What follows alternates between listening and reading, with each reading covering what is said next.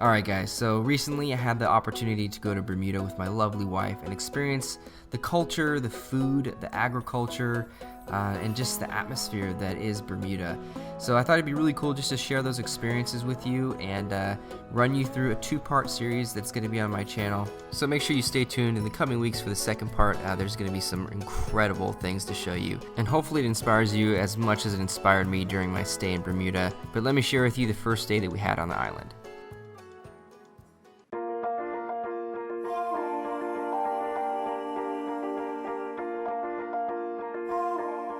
Alright, so after settling into the beautiful Rosewood Tuckers Point, Rachel and I had the unique opportunity to meet up with a local farmer by the name of Tom Watson, who of course owns Watson's Farm.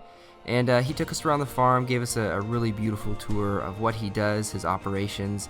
He employs about 11 or so other Bermudians, and they're all dedicated to sustainable farming, humane livestock handling, and just quality stuff. After just a few minutes of walking through the farm with Tom, you could get a really good sense of how much passion and love goes into what he does. One of the things he told me is that he's not only Bermudian, but he's fiercely Bermudian, which means that he's really involved in the community and making sure that he represents Bermuda as best as he can, and that rubs off a lot. It almost tugs at your heart a little bit, especially as a chef. So it was an amazing experience, but I also got to meet up with Doug Sisk, who's going to cook me a dinner later on with some of the ingredients that I picked up at Watson's Farm. But once we're done here, we're going to head right on over to the honeybee house.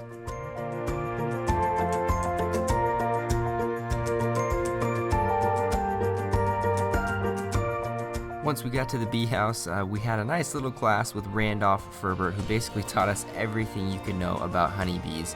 It's pretty incredible the importance of honeybees in the world. Not to geek out or anything, but a third of the food on your table is the direct or indirect result of bee pollination. And as a chef, I think it's something that's very valuable to understand. So we just took a tour of the property, checked out the honeybees, and of course bought some delicious honey that they make right there on the honeybee farm. But once we're done here, it's off to a beautiful cruise and a 3-course Bermudian-inspired lunch. Once aboard the incredible sanctuary, we were met by a lovely chef by the name of Samantha Crew, who as soon as we got on board popped champagne and started preparing our 3-course lunch. First up were these insanely delicious fish cakes that she actually made from grouper that they caught the day before. She paired it with a coconut and spicy aioli, some sliced scallions, and some freshly sliced cucumber. It's just a great dish, very well rounded, and I love the textures and the flavors.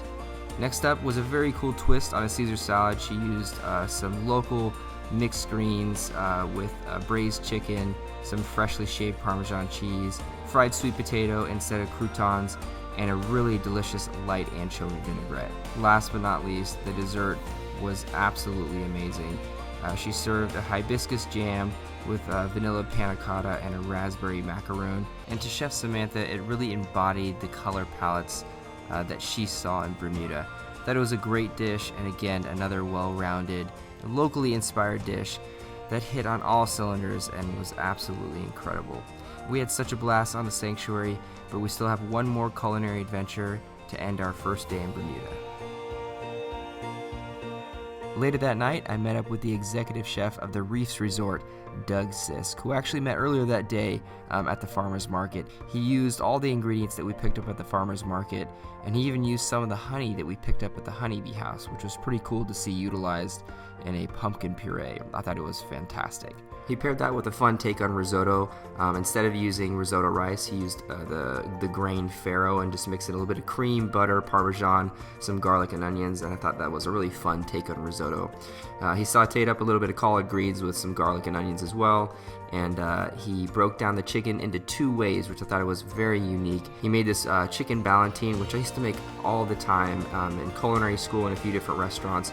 It's essentially just a stuffed chicken leg with some of the breast meat and other various parts of the chicken, almost rolled up like a sausage and then seared off really crispy. He also utilized the breast, seared that off with a little bit of herbs, some olive oil and some garlic, a little bit of lemon, and that was just so delicious. And of course, he drizzled this wonderful au jus of chicken right over the top just to finish off everything and bring the whole dish together.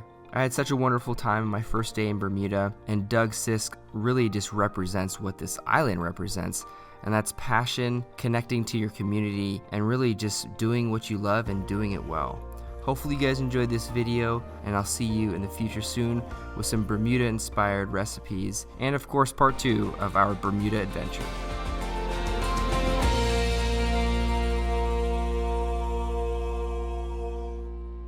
Also, before you go, make sure you check out some of my other YouTube friends. They visited Bermuda and have a whole host of experiences on the island, and I'm sure you'll enjoy their perspective as well. So check them out, and you'll see more of beautiful Bermuda.